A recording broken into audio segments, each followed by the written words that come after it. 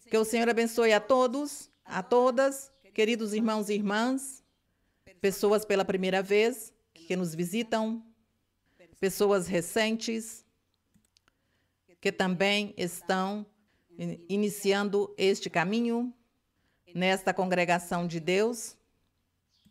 Uma saudação com muito carinho para todos vocês. Que meu Deus os abençoe grandemente. E aqui os irmãos que estão comigo também, Deus os abençoe. Podem sentar-se, podem acomodar-se em seus lugares. E, como sempre, estaremos deleitando-nos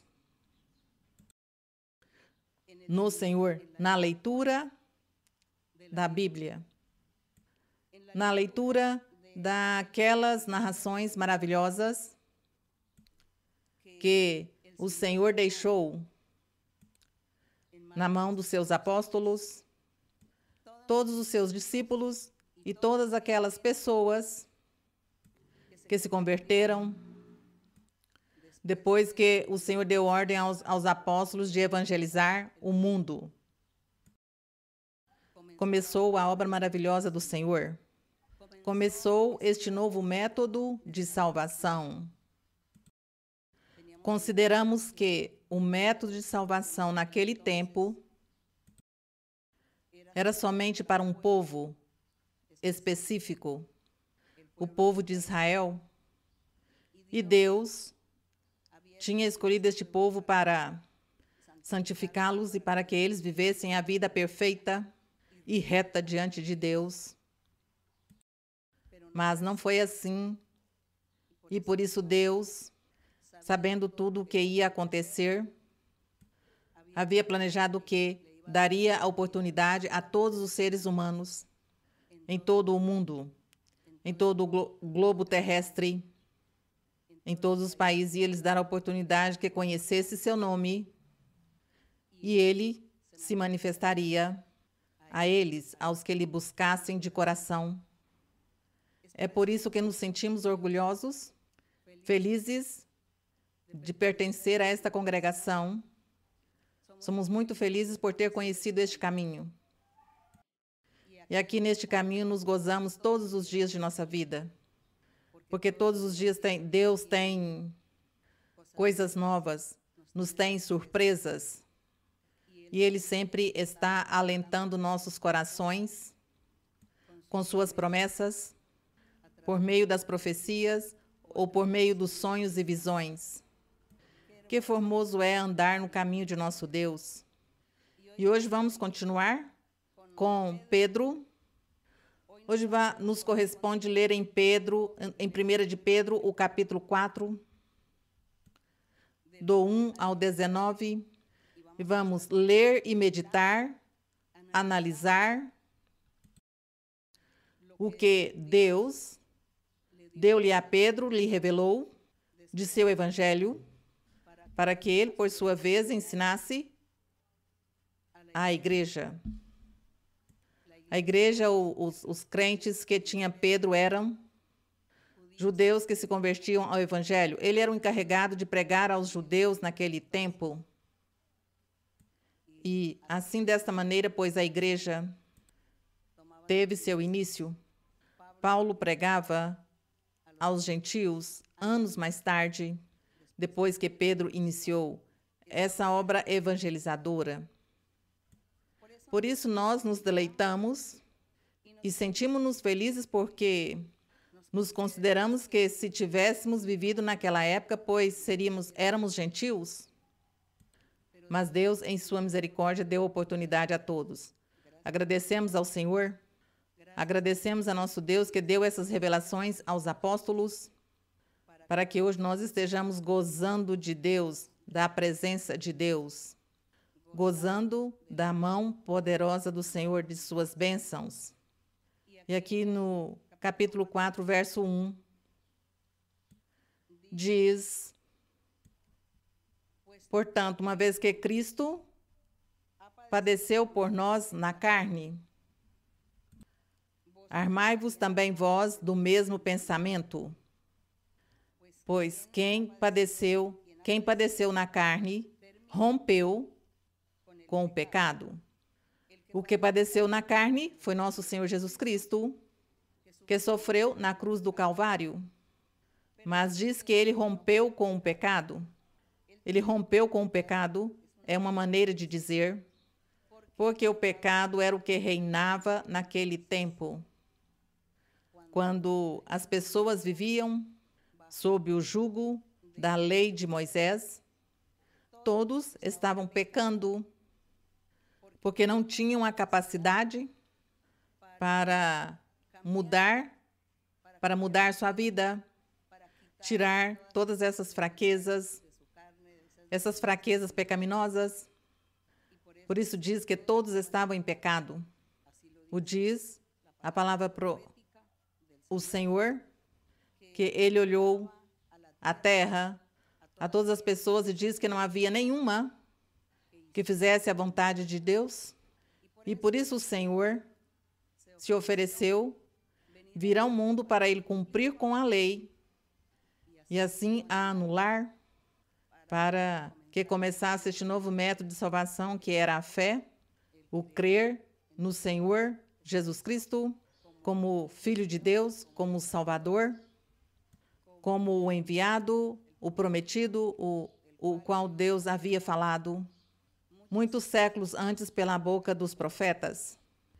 E também para tirar o pecado, como diz aqui no verso 1, e assim aconteceu, porque diz que o Senhor, quando sofreu este sacrifício na cruz do Calvário, diz que ele padeceu na carne, mas ele rompeu com o pecado, quer dizer, disse, de agora em diante, todos os que creiam em mim, os que tenham fé, creiam em mim e me sigam, eles não tornarão a pecar, porque eu vou lhes ajudar, porque o Espírito Santo estará com eles e lhes tirará essa tendência pecaminosa e os transformará e mudarão, e então serão novas criaturas, nova pessoa, um novo ser, que já em seu coração não existe a tendência do pecado, senão que a obediência de fazer a vontade de Deus e viver em santidade.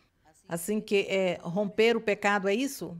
Os filhos de Deus, começava a era dos filhos de Deus. E nós temos que ler na Bíblia acerca dos filhos de Deus, que nos conta a Bíblia em muitas partes, em muitas epístolas, sobre o que são os filhos de Deus. Diz que são pessoas que não praticam o pecado. E se Deus disse que existem os filhos de Deus, pois devemos crer. E cremos que assim é, e que para Deus não é impossível mudar a pessoa, tirar-lhe toda essa fraqueza pecaminosa e a pessoa viver a vida santa, a vida reta ante o Senhor. Assim que assim o cremos, que sim existe estes filhos de Deus, porque com eles será formada a igreja do Senhor Jesus Cristo. Então, se cumpre este verso quando diz que ele, que quem padeceu na carne, rompeu com o pecado, referindo-se a este grupo, a essa gente chamado ou chamada Igreja do Senhor Jesus Cristo, os filhos de Deus. Nós desejamos, com todo o nosso coração, sermos os filhos de Deus, correto? Eu creio que sim, e estamos lutando, e aqui cada dia nos esforçamos para ser filhos de Deus. Quando estejamos nos ensinamentos seguintes, estejamos lendo João. Ali João fala sobre os filhos de Deus e vai ficar-nos muito claro o conceito. Aqui no verso 2 diz, então vemos que o verso 1 sim disse a verdade. Diz, pois quem padeceu na carne, rompeu com o pecado. Porque ele diz, todo quem me creia e vem a mim, eu o faço um santo. Será santo, será chamado a ser santo para Deus. Será chamado a ser filho de Deus. Isso eu volto e o repito, dando a entender que este verso 1 não está mentindo, é a verdade. O verso 2 diz, para não viver o tempo que resta na carne, então o Senhor faz uma transformação em nossas vidas, para que nós não sigamos vivendo o tempo que resta de nossas vidas, não sigamos vivendo na carne ou no pecado. conforme as concupiscências dos homens, mas que vivamos de acordo com a vontade de Deus. Bendito seja o Senhor. Basta o verso 3, basta o tempo passado para ter feito o que agrada aos incrédulos, tendo andado em lascívias, concupiscências, bebedeiras, orgias, excessos e abomináveis idolatrias. Diz aqui o apóstolo Pedro, como ele estava pregando aos judeus, disse-lhes para não ofendê-los, que todos estes pecados os estava praticando eram os incrédulos. Mas se nós fazemos uma análise global da Bíblia, encontramos que o povo que se dizia ser o povo de Deus, o povo santo, o povo escolhido, também estava cometendo esse tipo de pecado. Mas aqui Pedro quis consolar a congregação cristã, judia cristã, e disse-lhes, não, é que eram os incrédulos os que pecavam, e eles andavam nas lascívias, nas concupiscências, orgias. Isso o que é? Isso significa, isso tem a ver com o corpo humano, tem que ver com o gênero do homem e da mulher, que usavam o corpo para praticar atos imundos, porque aí diz a Bíblia que tudo isso era imundície diante de Deus, a abominação diante de Deus. Em alguns lugares da Bíblia, mencionam que homens com homens, mulheres com mulheres, homens com bicho com animais, mulheres com bicho com animais, com muitos objetos de muitas maneiras, muitas coisas que se inventavam neste aspecto, ou não os inventava, o diabo os ajudava a inventar todas essas coisas.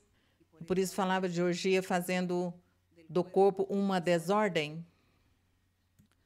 Desordens, porque o diabo usou tudo isso que Deus fez para que o homem e a mulher fossem felizes.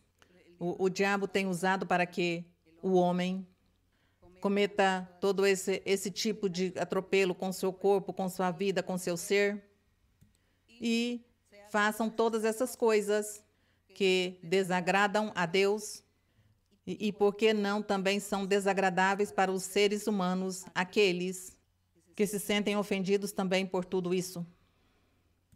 Então, há tantas coisas no mundo que o diabo inventou e ensinou ao homem e à mulher.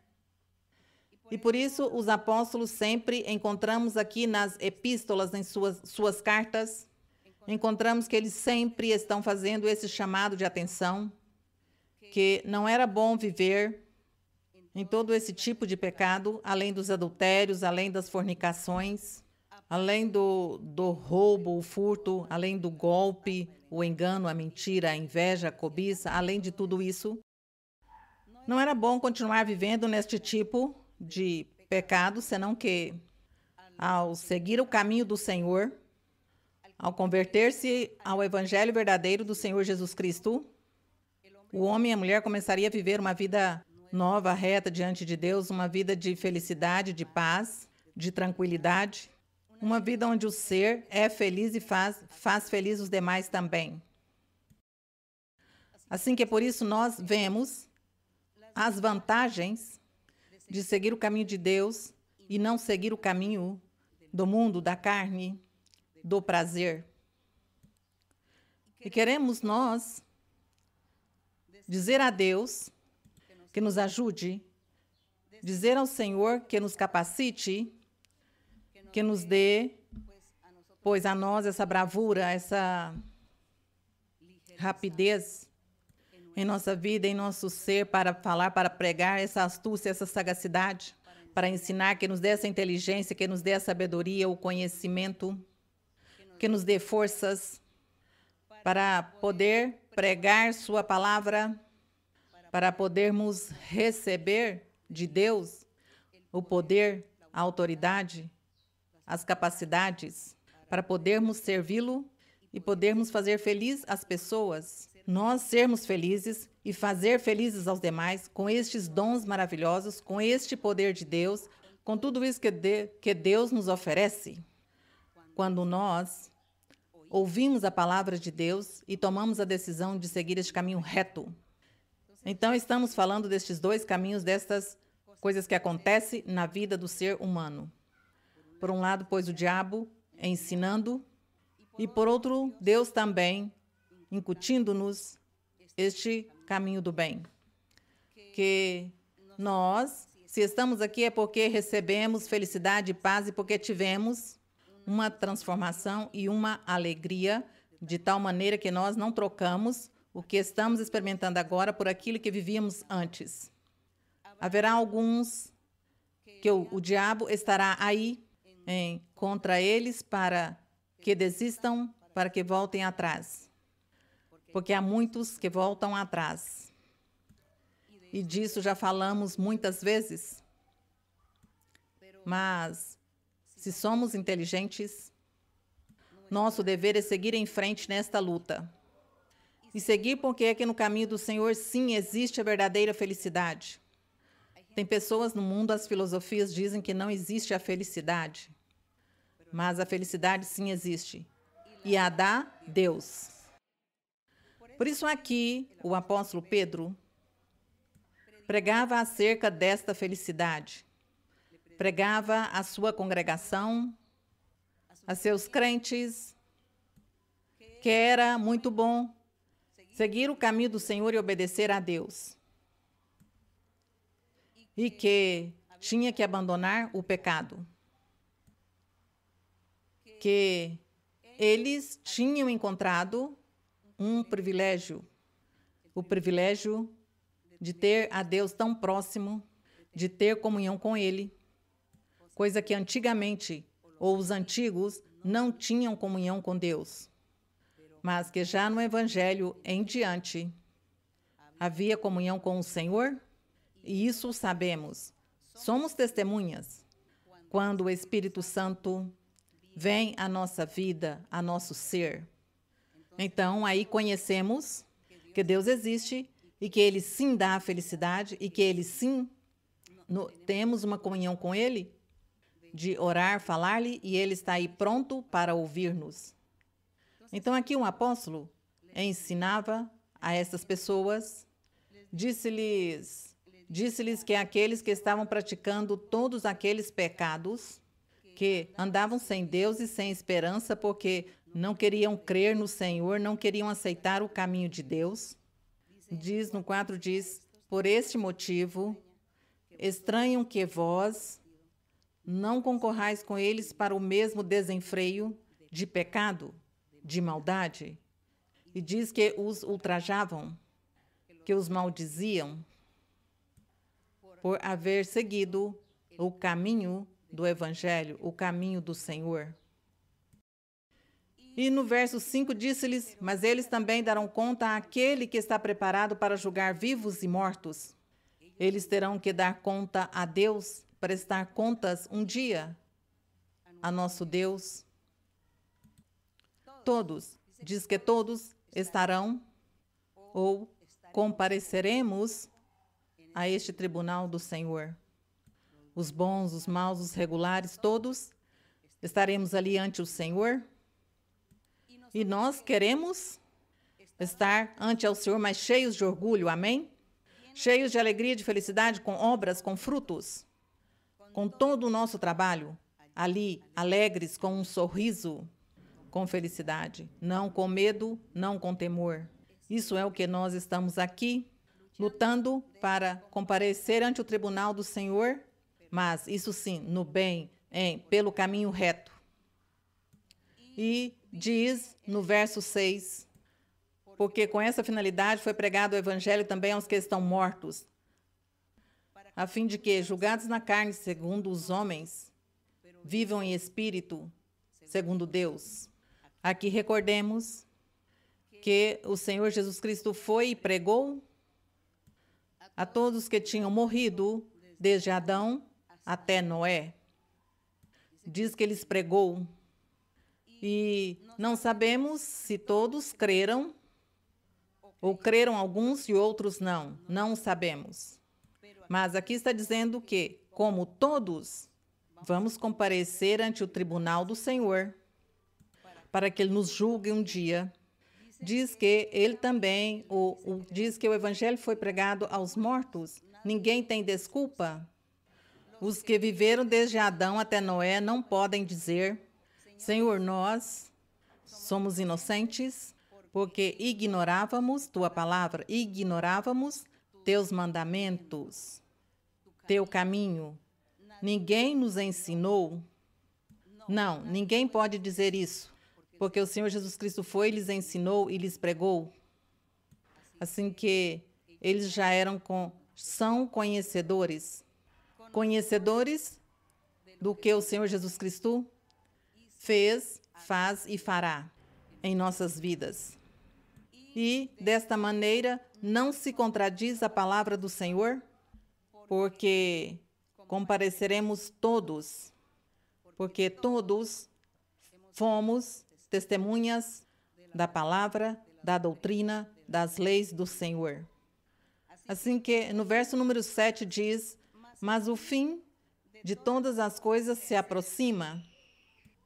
Sede, pois, sensatos, ou velai, quer dizer, estejam atentos sempre, todos os dias de sua vida, estejam atentos de como estão vivendo a vida no Senhor. Tenham cuidado de não pecar, tenham cuidado de não cair na armadilha ou na tentação.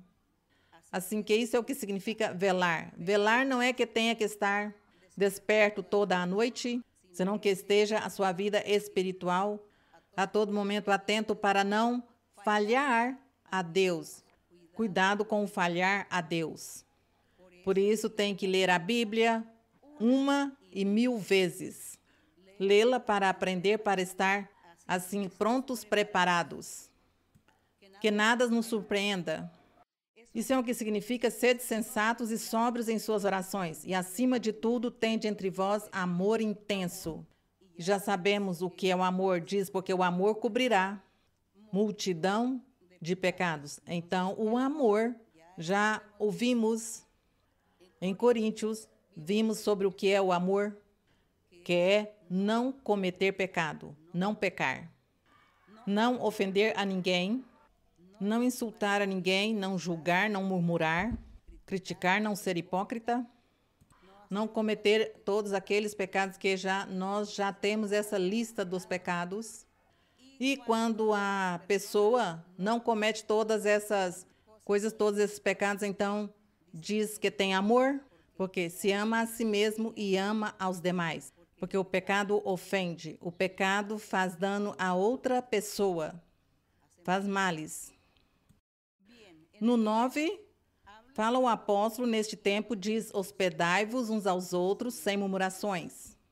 Parece que naquele tempo, como nessa época não tinha hotéis, as pessoas que andavam de um lugar ao outro, onde chegava à noite, pois tinha que hospedar-se em algum lugar, porque não podia andar à noite, era perigoso. Então, ensinava-lhes que tinha que hospedar as pessoas. Mas depois que os hospedavam, alguns recebiam muitos males, alguns recebiam... Não era uma hospedagem, pois de coração, com sinceridade. Parece, e por isso diz que hospedassem, mas não nada de murmurações, nem de falar, nem bom, sem ofender as pessoas, senão fazê-lo com todo carinho, com toda sinceridade. Hoje, nós já não temos este costume, porque já hoje existe a modernidade. E na modernidade de hoje, pois, existem os hotéis e as pessoas podem ir para um hotel. E se alguém diz, não, é que eu não tenho dinheiro para um hotel, então, pois os irmãos dizem, bom, entre todos vamos colaborar para pagar um hotel para essas pessoas que estão viajando, andam para outros lugares e, bom, por algum problema apareceram por aqui e tem que ajudá-los, apoiar. Mas sempre existe o benefício, sempre existe que a pessoa que nós temos que ser misericordiosos e atentos ou generosos também com os demais. Nunca, apesar de que existe a modernidade, entretanto, esta qualidade, esta virtude, ou este valor, não deixou, não morreu, continua vigente no dia de hoje, de outra maneira, de outra forma, em outra circunstância. O verso 10 diz: cada um, segundo o dom que recebeu, sirva aos outros, como bons administradores da multiforme graça de Deus. Por isso são as congregações, segundo este verso, em Hebreus lemos que os crentes não deviam deixar abandonada a congregação, dizer, eu não vou à igreja, eu não vou à congregação, porque aqui tenho tudo, é aqui pela internet hoje em dia, não é? Pela internet, pois vejo os ensinamentos, não necessito deslocar-me à igreja, à congregação, daqui vejo o ensinamento. Muito bem, mas se aconselha, Deus aconselha, que tem que ir à congregação para trabalhar os dons espirituais, para orar uns pelos outros, para ministrar a profecia, ministrar a cura, a libertação, o discernimento, para as petições, para o desejo do coração, para que Deus fale à pessoa, e o guia e o oriente, e ouve como é que é a sua vida e como é que tem que seguir. Então, precisa congregar-se. Assim que aqui quando diz que, segundo o dom que cada um recebeu, sirva aos outros. Então, isso é o importante, que nós nos congreguemos para receber benefícios e para dar os benefícios do que Deus nos deu. No 11, diz, se alguém fala, que fale como se fossem as palavras de Deus. Se alguém serve, que o faça segundo a força que Deus dá, para que em tudo seja Deus glorificado mediante Jesus Cristo, a quem pertencem a glória e o domínio pelos séculos dos séculos. Está aconselhando que cada pessoa ministre seus dons do que Deus lhe deu, que o faça conforme o poder e a capacidade que Deus lhe deu. Fazer tudo para a honra e a glória de nosso Deus. No verso 12 diz, amados, não vos surpreendais com o fogo que se acendeu no meio de vós para nos provar, como se vos acontecesse alguma coisa estranha. Nesse tempo, diz que todos eles estavam vivendo muitas tribulações, muitos problemas. Hoje, também nós aqui, o mesmo. Sofremos tribulações, problemas, sofremos muitas coisas, mas aqui estamos na presença do Senhor. Aqui seguimos confiando que Deus nos ajuda a suportar, que Deus nos ajuda a passar em todas essas provas de fogo. Então, com nosso Deus, se Deus conosco, pois quem? O inimigo não pode estar contra nós, porque Deus está conosco. Mas por quê? Porque nós estamos amando e seguindo ao Senhor e desejando fazer sua vontade e agradá-lo. Então, nós estamos ganhando a graça de Deus. No verso 13, mas alegrai-vos, diz. Quando sofre a tribulação, que fala aqui no verso 12, diz que esta prova tem que suportá-la, mas diz que tem que alegrar-se, isso sim, em vez de estar sofrendo, chorando e angustiando-se pela tribulação, pela doença, pela prova, pela dificuldade, pela escassez, porque não tem trabalho, porque não tem para pagar o aluguel, porque não tem para pagar as dívidas, porque não tem para o estudo dos filhos, para a escola, a universidade, porque não tem para as vestes ou não teve para a comida. Então se desespera, chora, não sabe o que fazer, vive um tormento. Não. Quando conhecemos o Senhor, nós já sabemos o que fazer. Orar e pedir a Deus que Ele provê todas as coisas. E o Senhor vai prover e Ele não vai desamparar a ninguém. A ninguém desamparará o Senhor. E nós devemos viver confiados nessa misericórdia de Deus, que Ele sempre estará atento para estender sua mão e ajudar-nos em tudo. E assim mesmo, nós também superamos qualquer dificuldade, porque essa é a promessa de nosso Deus. Em um salmo o salmista diz, jovem fui e envelheci, e não tenho visto nenhum justo desamparado, nem sua semente que esteja mendicando pão. Isso dizia o salmista, e seguramente ele tinha razão. Então, nós, aqui no verso 12, que diz que sofrerá, sim, problemas, dificuldades, tribulações, provas e escassez, mas diz no 13 que nós alegrai-vos, há que alegrarmos no Senhor, já que somos participantes dos sofrimentos de Cristo, para que também na revelação de sua glória vos alegreis com grande júbilo. Nós nos alegraremos no Senhor, porque ele teve seus padecimentos, porque ele sofreu. E nós, diz que se ele sofreu, pois que também os filhos, diz que se o pai de família sofre, pois os filhos também. E que se ele sofreu tudo isso e passou essas provas, pois que a nós também nos acontecerá o mesmo, mas que Deus não vai nos desamparar.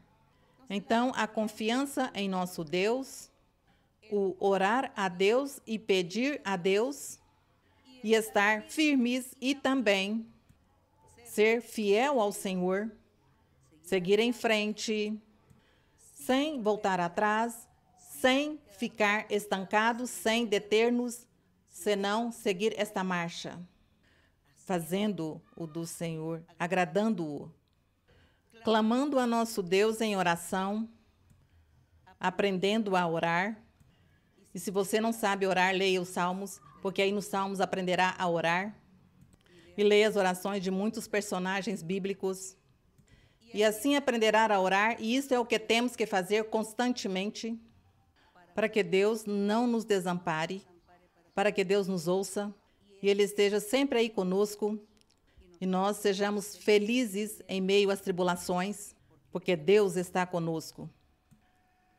No verso 14, fala de que, neste tempo, eles também estavam sendo vituperados por causa do nome do Senhor. Hoje conosco também acontece o mesmo. Nos criticam, nos dizem muitas coisas, zombam. Mas o poder de Deus, nosso Deus, sua manifestação, tem razão e Deus está acima de tudo. Acima de tudo, me sinto feliz, porque na igreja, cada domingo, ou cada quinta, nas igrejas, quando vêm as pessoas pela primeira vez e recebem profecia, e Deus lhes fala o oculto de seu coração, o oculto de sua vida, que ninguém sabe sua vida particular. E Deus lhes fala, recorda-lhes muitas coisas e faz promessas o Senhor. E as pessoas saem maravilhadas. As pessoas se alegram. E as pessoas olham ao seu redor e dizem, quem lhes contou? Ou quem contou a esta pessoa minha vida? Quem? E olham por todos os lados para ver se tem alguém conhecido, quem pode ter vindo para trazer a informação. E as pessoas se alegram.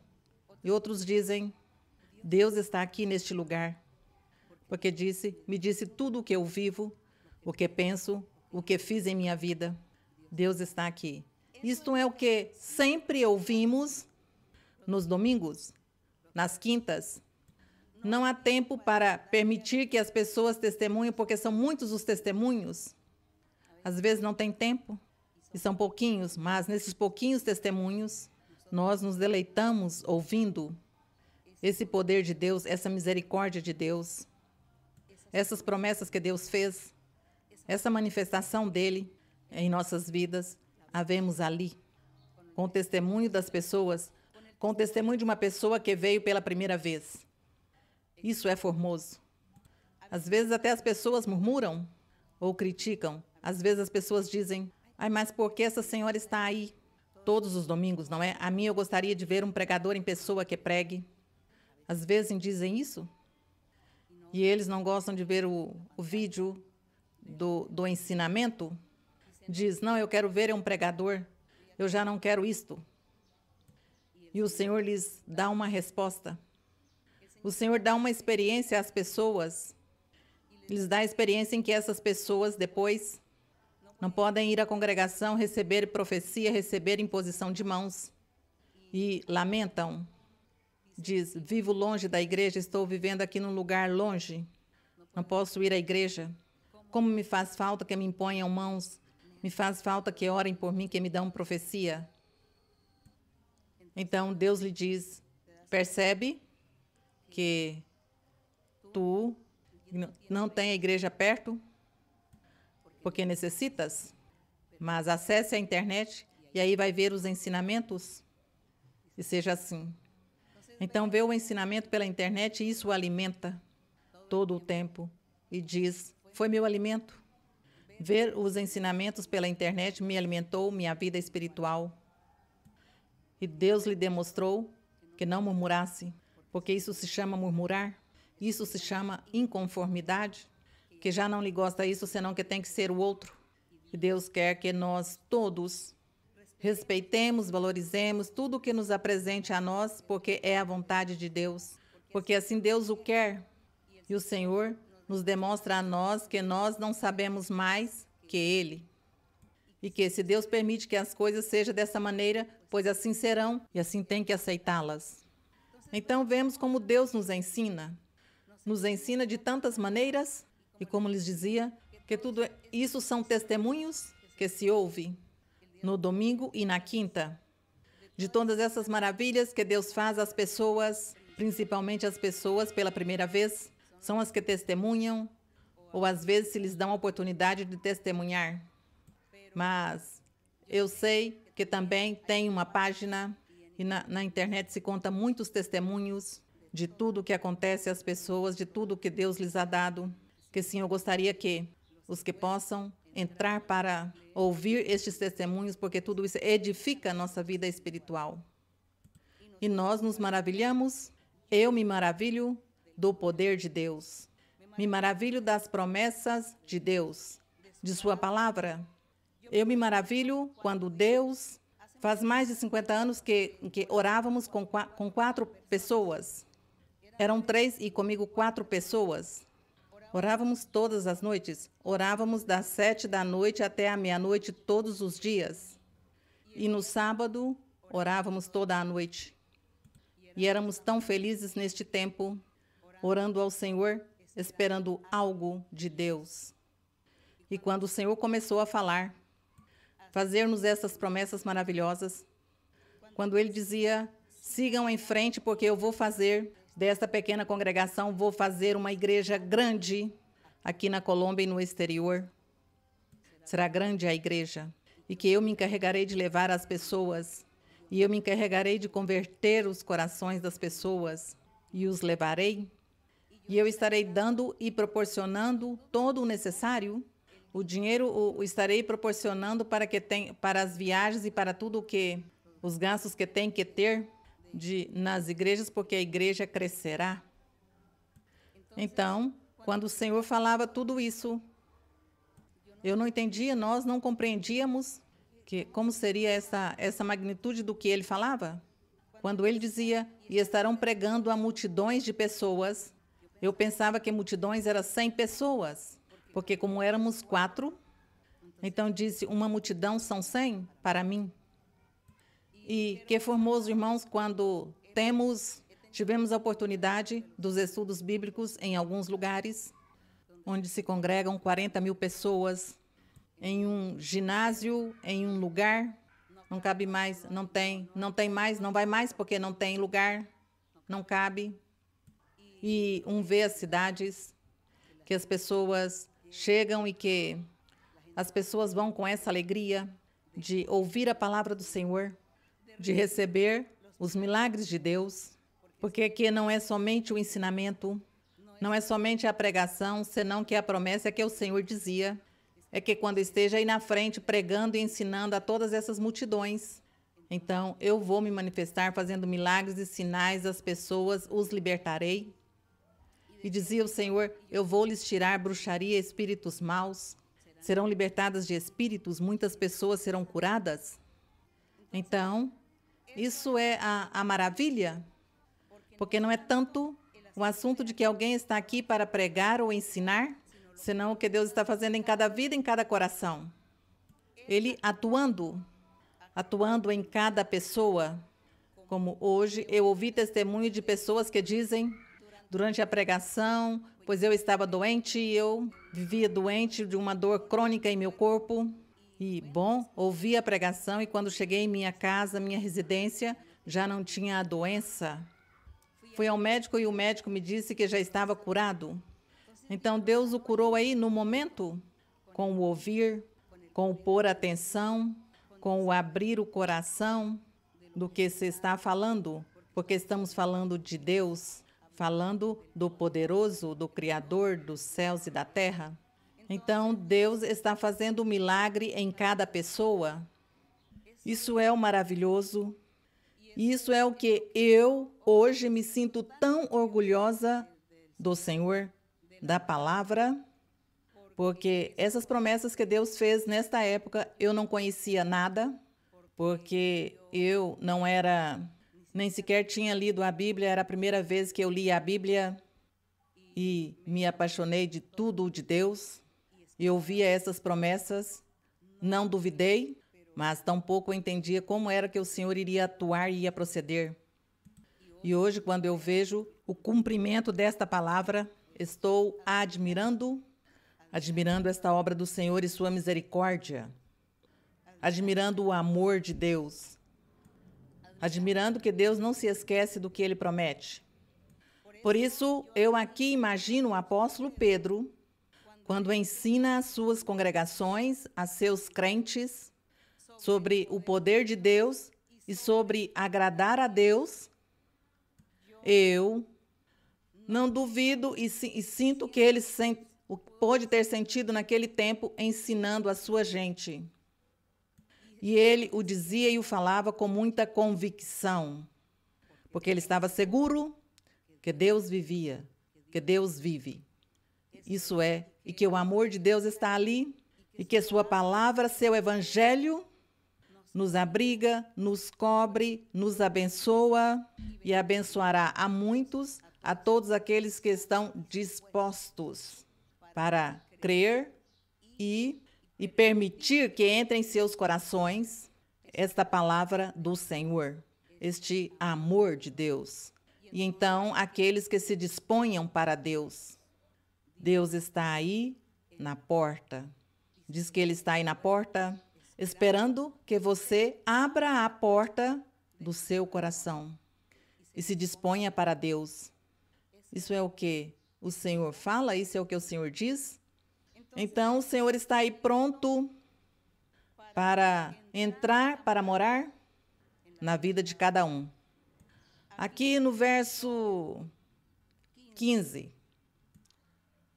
ou no 14, creio, 14, diz: se sois afrontados pelo nome de Cristo, sois felizes, porque o Espírito da glória e de Deus repousa sobre vós. Glória ao Senhor. Certamente, da parte deles, da parte dos gentios, porque ele estava falando era dos gentios incrédulos, ele é blasfemado. Mas quanto a vós, os crentes, os que já se converteram, ele é glorificado. Porque ninguém de vós tenha de padecer como homicida, ou ladrão, ou malfeitor, ou por se intrometer em negócios alheios. Ninguém tem que padecer por ser mau, por ser pecador. Senão que alguém tem que padecer é por fazer o bem, por ser cristão. Mas se alguém padece como cristão, não se envergonhe, mas glorifique a Deus por isso. Porque Deus vai lhe pagar e vai lhe dar um prêmio. Se você sofre pela causa do Senhor, é criticado, é menosprezado, é caluniado, vituperado pela causa do Senhor, diz que Deus lhe dará um prêmio. Mas cuidado de irmos ser nós que nos persigam por sermos mal, fazermos o mal, por cometer pecado. Não. É por fazer o bem e por seguir o caminho do Senhor. Então, Deus conosco, quem contra nós? No verso 17 diz: porquanto é tempo de que o juízo comece pela casa de Deus. Aqui o apóstolo estava destacando que os crentes estavam fazendo a vontade de Deus, seguindo o caminho do Senhor. Entretanto, eram perseguidos, o inimigo, pois, colocava armadilhas nas vidas deles para que sofressem, para serem perseguidos, e naquele tempo era com prisão. Também a eles os levavam ao cárcere. E outros, pois eram apedrejados, sofriam desta maneira. Nós hoje, pois, somos livrados desse tipo de perseguição, mas temos outras perseguições diferentes. Mas diz que Deus tudo isso o permite para provar aos seus crentes, para provar aos seus seguidores, para ver até onde são firmes e são seguros e confiam no Senhor e seguem em frente. Assim que disse que porquanto é tempo de que o juízo comece pela casa de Deus, e se primeiro começa por nós, qual será o fim daqueles que desobedecem ao Evangelho de Deus? Então diz que somos provados e que nós, pois, teremos que tolerar ou suportar esta prova. No verso 18 diz: e se o justo se salva com dificuldade, onde aparecerá o ímpio e o pecador? O que significa este verso? Diz: se o justo se salva com dificuldade, é que o justo, como tem tantas provas na vida, o diabo o persegue todo o tempo. Como a mim, eu tenho sido uma mulher muito perseguida pelo diabo. O diabo tem me perseguido muito. O diabo tem me feito muitos males. O diabo tem me posto muitas armadilhas. Minha querida me faz sofrer. Tem me posto muitos obstáculos em minha vida espiritual, pondo-me sofrimentos ou tristezas ou amarguras, problemas, dificuldades, tribulações de muitos tipos. Mas eu aqui estou firme em meu Senhor. E confio em meu Senhor, porque cada vez que o diabo vem contra mim, eu o que faço é ajoelhar-me, orar ao Senhor e pedir-lhe e contar ao Senhor o que está me acontecendo. E Ele me fala e me faz promessas. Me diz: não se preocupe, siga que eu te ajudarei. Não te angustie, eu vou te guardar. Quando a mim o diabo me perseguiu para sequestrar-me, porque o diabo me perseguiu para sequestrar-me, fazer-me males, até para matar-me também o diabo me há perseguido. E eu lhe digo ao Senhor: me perseguem e que o diabo quer fazer isso contra mim. Não te preocupes, nada te acontecerá. Eu vou te guardar. E assim o Senhor tem me guardado e tem me protegido e tem me abençoado. E o Senhor faz cada milagre mais. Graças lhe dou. Então, como não confiar no Senhor? Mas diz aqui que se o justo se salva com dificuldade, é que a dificuldade vem disso, irmãos, que quando o inimigo vem contra nós para colocar-nos armadilhas, tribulações, provas, doenças ou coisas duras, difíceis na vida, então muitas pessoas tratam de desequilibrar sua vida espiritual, se desestabilizam, então tratam de perder a fé, a confiança em Deus. E era uma pessoa justa, uma pessoa de bom testemunho, uma pessoa que buscava a Deus. E então, no momento da tribulação, o diabo lhe põe desânimo e diz: não, eu não sigo, não creio. Morreu meu ser querido, morreu o que eu mais amava na vida, eu não tolero, eu não suporto, eu não tolero essa dor, eu morro. Então, isso é o que significa: o justo se salva com dificuldade. Quer dizer que o justo não é que vai viver a vida, não é? Que felicidade dessa pessoa, que não tem tribulações, que não tem sofrimentos, não tem necessidades, não tem carências, tudo tem. Não, isso não é assim. O diabo vive de que mais forma? Estar contra a pessoa para fazê-la cair, fazer que se desanime, que perca a fé. Se o inimigo esteve atrás do Senhor Jesus Cristo pondo armadilhas para que ele desistisse, para que ele perdesse sua fé, para que ele não obedecesse ao Pai, porque ele se comportou como ser humano, para que não obedecesse ao Pai. E diz que sofreu a morte, sofreu a cruel dor, sofreu essa coroa de espinhos em sua cabeça, de onde jorrava sangue. Sofria as dores de tudo que lhe lançavam, tudo que lhe faziam, as pedras, e sofreu. Mas o diabo fazera para que ele se desanimasse, para que ele perdesse a fé, para que ele dissesse: basta, basta, não quero mais, até aqui cheguei.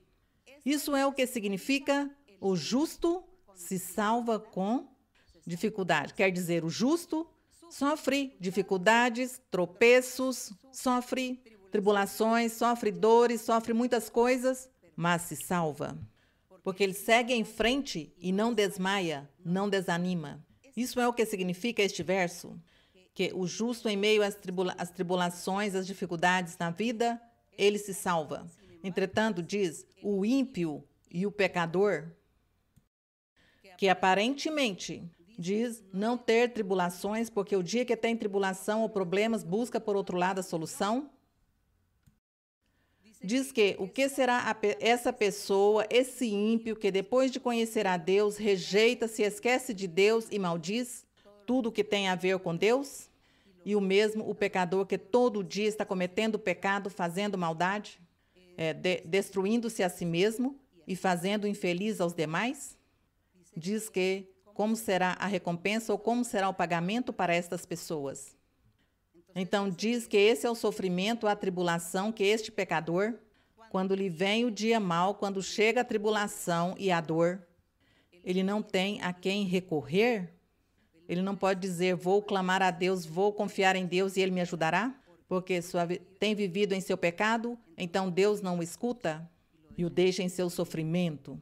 E ao ímpio acontece o mesmo, mas não ao justo, porque o justo clama e Deus o ajuda e o leva em frente. Então, isso é o que quer dizer este verso, que se o justo se salva com dificuldade, então, o que diremos do ímpio e do pecador? Pois ele sim não vai resistir à prova, nem à dor, nem às tribulações que lhe virão na vida. Por isso, é melhor andar no caminho do Senhor. É melhor viver para Deus, viver com Deus, andar com Deus é melhor. Assim que, aqui diz, de modo que os que padecem segundo a vontade de Deus encomendem suas almas ao fiel Criador, fazendo o bem, façam o bem, que isso é importante. E nós, aqui, conclusão, o caminho do Senhor, seguir os passos do Senhor. Triunfaremos com Ele e seremos felizes com Ele. Convido a todas as pessoas, pela primeira vez, pessoas recentes, que sigam o caminho de Deus. Leiam a Bíblia e congreguem-se em algum lugar para que Deus lhes fale, lhes faça promessas maravilhosas. Assim que o Senhor os abençoe, vamos orar. E em nossa oração, os que estão doentes, ou os que têm pessoas doentes, familiares próximos, amizades próximas que tenham doenças, qualquer doença, peça a Deus. Peça a Deus que tenha misericórdia e os cure. Aqueles que padecem de bruxarias, de feitiços, de maldições, também. E aquelas pessoas que os espíritos maus os têm possuído para destruí-los, para não deixá-los falar, ouvir, raciocinar, coordenar ideias. Para todos aqueles, suas famílias, seu familiar, imponha-lhe mãos e peça a Deus que o liberte, que faça uma pessoa normal, que lhe dê a felicidade, que o cure.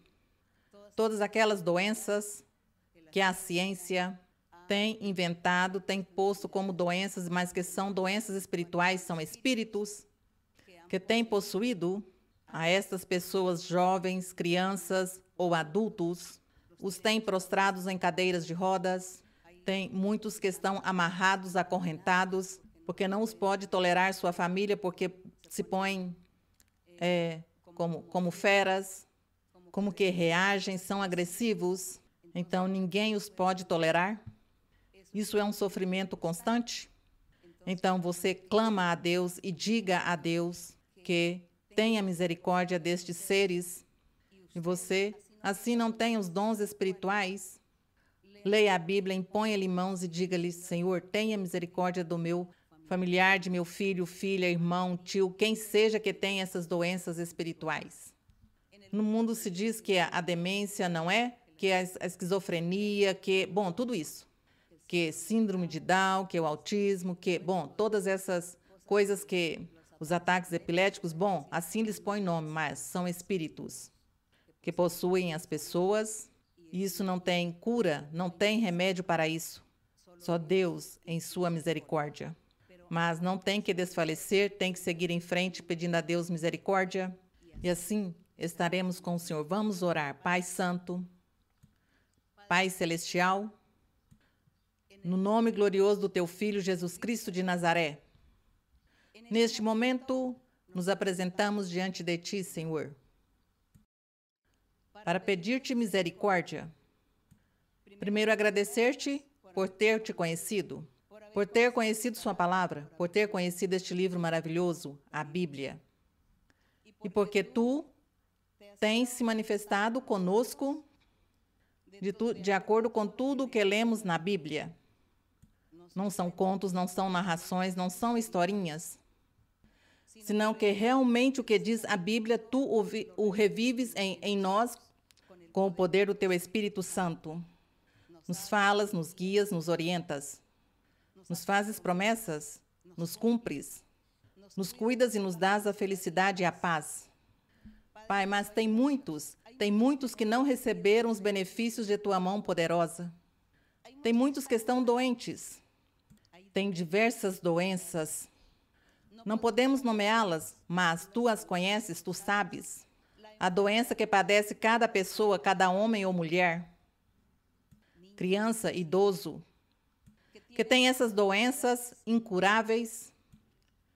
E te peço, Senhor, que tu estendas tua mão poderosa e tenha misericórdia e estejas curando e libertando a todos.